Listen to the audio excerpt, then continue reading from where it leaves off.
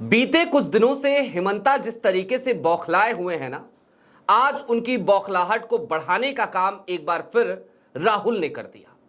जी हां, पवन खेरा के समर्थन में उतरते हुए राहुल गांधी नजर आए और राहुल गांधी असम में जाकर ही हिमंता की सबसे बड़ी गलती बता बैठे। जनता के सामने खचाखच भरा हुआ एक मैदान, वहां पर सजा हुआ कांग्रेस का मंच और उस मंच से आज गूंजी राहुल गांधी की दहाड़, एक ऐसी दहाड़ जिसके बाद हिमंता एक बार फिर अपने सर के बालों को खुजा रहे होंगे। क्या कहा राहुल ने? पवन खेरा वाला ये जो एपिसोड है, ये हिमंता को उल्टा क्यों पड़ता नजर आ रहा है?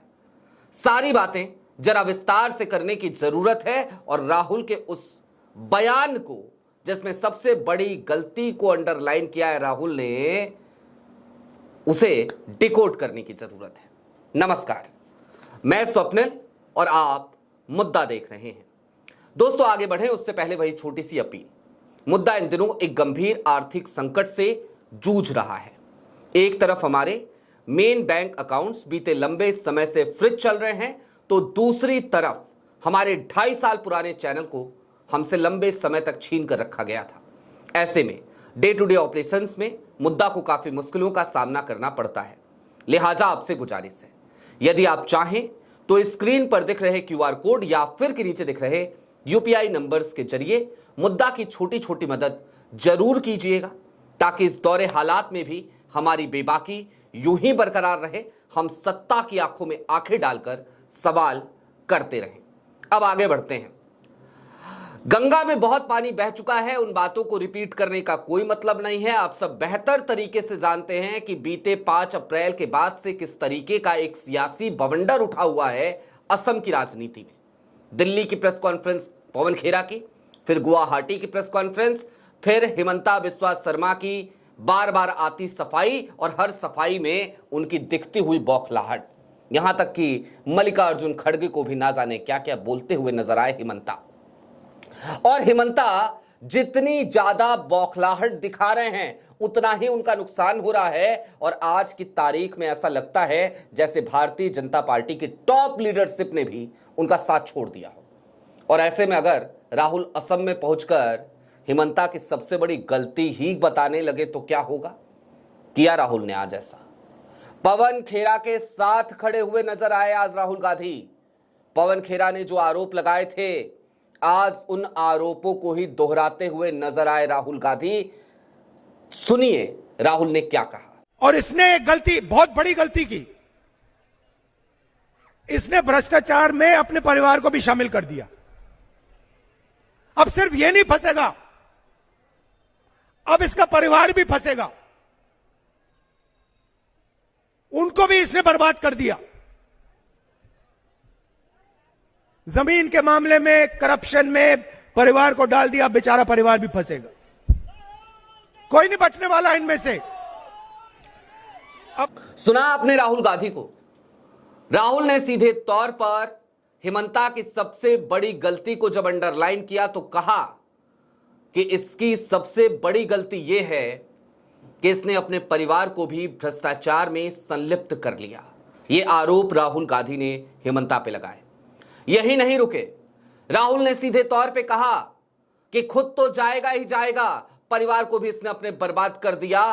कोई नहीं बचेगा, सब फंसेंगे, किसी को बख्शा नहीं जाएगा। ये राहुल गांधी इतने कॉन्फिडेंस के साथ अगर असम में आज ऐलान कर रहे हैं तो इसका मतलब समझते हैं आप? चलिए जरा उसको भी डिकोड करते हैं कि कॉन्फिडेंस आ क्यों रहा है।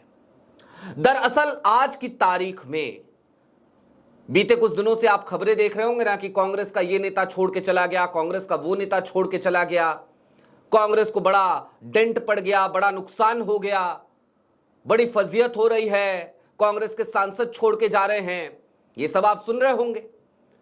और ऐसे में लोग कह रहे थे कांग्रेस चुनाव आते ही कमजोर होती दिख रही है। लेकिन क्या कभी किसी ने इस बात पर चर्चा करी कि भारतीय जनता पार्टी के कितने लोग कांग्रेस में आ गए? क्या कभी किसी ने इस बात पर चर्चा करी कि भारतीय जनता पार्टी की सिटिंग मिनिस्टर असम की, वो कांग्रेस में शामिल हो गई, कांग्रेस के टिकट से चुनाव लड़ रही हैं? क्या किसी ने इस बात पर चर्चा करी कि भाई भारतीय जनता पार्टी में अंदर अंदर ही घमासान मचा है, हिमंता के खिलाफ असम में भाजपा के ही लोग हो गए हैं, भाजपा के ही लोग बागी हो गए हैं, क्योंकि हिमंता कांग्रेस से आए हुए लोगों को तरजीह दे रहे हैं, अपनी एक अलग नई भाजपा बनाते हुए नजर आ रहे हैं, और भाजपा के लिए जिन्होंने लंबे समय तक मेहनत करी थी वहां पर, उन तमाम लोगों को धीरे धीरे दरकिनार कर रहे हैं, ठिकाने लगा रहे हैं। इस पे चर्चा कोई नहीं कर रहा, इसलिए सबको लग रहा था कि भाई कांग्रेस कमजोर हो रही है। लेकिन राहुल का ये कॉन्फिडेंस इस बात की बानगी है, ये कॉन्फिडेंस ऐसे ही नहीं है, ये कॉन्फिडेंस इस बात की बानगी है कि राहुल को पता है कि वो क्या कर रहे हैं, क्यों कर रहे हैं, क्या कह रहे हैं, क्यों कह रहे हैं, और उन्हें पता है कि अगर सब कुछ ठीक रहा तो जिस तरीके की धाधली उधली भी चल रही है ना, उसके बावजूद भी असम में कांग्रेस सरकार बनाने की स्थिति में है। अब आप कहेंगे ये कौन सी बात हो गई भाई, आप सीधे सरकार ही बनवा दे रहे हो। तो जरा इस बात को समझिए। कल देर शाम को एक खबर बहुत तेजी से सर्कुलेट होती है और बताया जाता है कि बसें भर भर के आ रही हैं, और उन बसों को लेकर के ये कहा जा रहा है कि इन बसों में उत्तर प्रदेश में काम करने वाले लोग हैं जो असम के रहने वाले हैं, असम में वोट डालने आए हैं, बिहार के रहने वाले लोग हैं जो यहाँ पे वोट डालने आए हैं। इस तरीके की खबरें चल रही हैं, ट्विटर पे खूब वीडियोस वगैरह शेयर हो रहे हैं। गौरव गोगोई ने भी इसका आरोप लगाया है, चुनाव आयोग को टैग भी किया, लेकिन चुनाव आयोग तो चुनाव आयोग है भैया।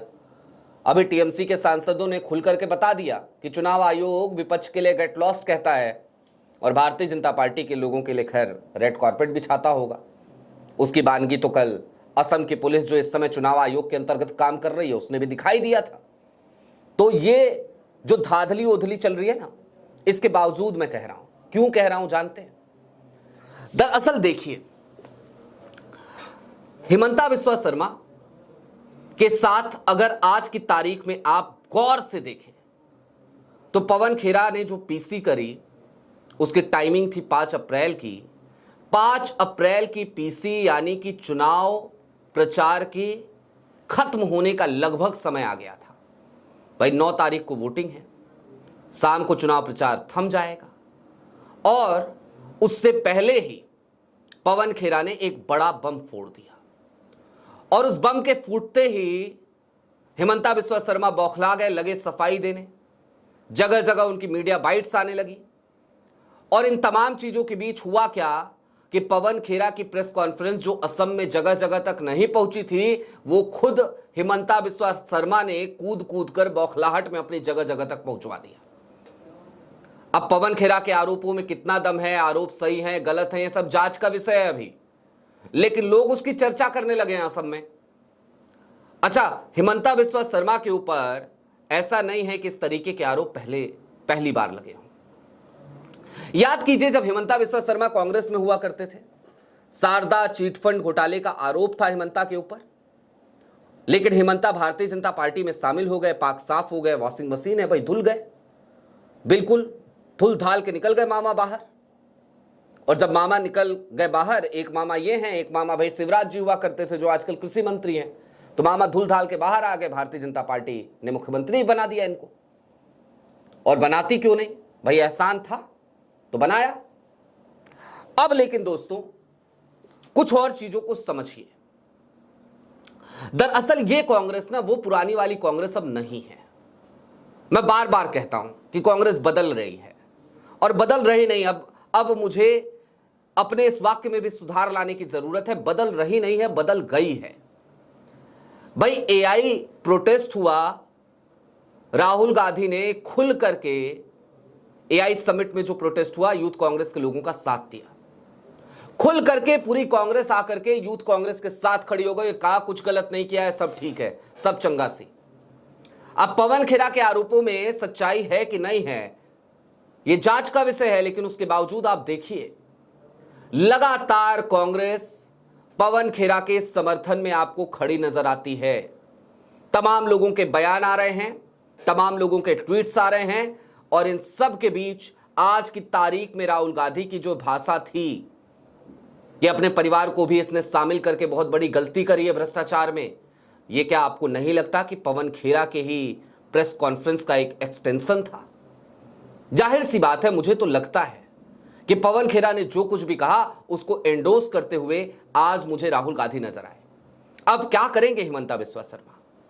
क्या वो राहुल गांधी के ऊपर भी जाकर के एक एफआईआर दर्ज कराएंगे, मुकदमा दर्ज कराएंगे? और करा ले तो करा ले। 32-33 मुकदमे हैं राहुल के ऊपर। हर महीने 1-2 मुकदमे खारिज होते हैं, 1-2 मुकदमे और लग जाते हैं। राहुल कहते हैं मेडल की तरह है, वो तो भाई मेडल मानते हैं इन मुकदमों को, तो करवा ले मुकदमा दर्ज। लेकिन ये वो कांग्रेस है जो अब लड़ती हुई नजर आ रही है, जो दब नहीं रही, जो डर नहीं रही।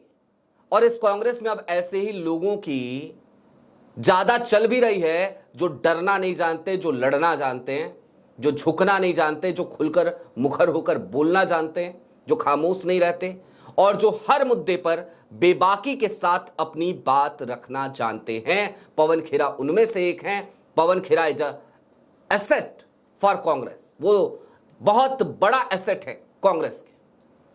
और ऐसे में अगर कांग्रेस उनका साथ छोड़ देती, राहुल गांधी उनको एंडोर्स नहीं करते, तो इससे गलत मैसेज निश्चित तौर पे चला जाता। अब दोस्तों, राहुल ने यह बयान आज जरा सोचिए उसी असम में जाकर दिया जिस असम की पुलिस दिल्ली आई थी छापा मारने। तो इससे भी आप समझ सकते हैं कि राहुल और कांग्रेस किस तरीके की मैसेजिंग करने की कोशिश कर रहे हैं असम की जनता को। यानी वो खुल करके कह रहे हैं कि पवन खेरा ने जो कुछ भी कहा शब्दशः सही है, कांग्रेस उसे एंडोर्स कर रही है, कांग्रेस उसके साथ खड़ी है। और अगर वो सही नहीं है तो वो चैलेंज भी कर रहे हैं एक तरीके से केंद्र सरकार को कि भाई चलो करा लो जांच, बनाओ एसआईटी, रिटायर्ड जजों को की चेयरमैनशिप में बना लो एसआईटी, करा लो जांच, कर दो दूध का दूध पानी का पानी। अब जाहिर सी बात है उसमें एक लाइन और जोड़ी थी आज राहुल ने, वो भी आपको बता दूं। उन्होंने कहा कि हिमंता की सारी पोल पट्टी दिल्ली को पता है और हिमंता वही करते हैं जो दिल्ली कहती है। लेकिन आजकल दिल्ली जब हिमंता फंसे हुए हैं तो कुछ कहने से कतराती नजर आ रही है। यह भी एक कड़वी सच्चाई है। और इस स्थिति से हिमंता बिस्वा शर्मा जिस तरीके की मुसीबतें झेल रहे हैं ना, वो भी एक बड़ी वजह है उनकी बौखलाहट की। आपकी क्या राय है वो हमें कमेंट बॉक्स में जरूर बताइएगा। अभी के लिए दीजिए इजाजत। चलते चलते फिर वही अपील, चैनल पर नए हो तो सब्सक्राइब करते हुए जाइएगा, सक्षम हो तो मुद्दा की छोटी छोटी मदद जरूर कीजिएगा। बहुत शुक्रिया।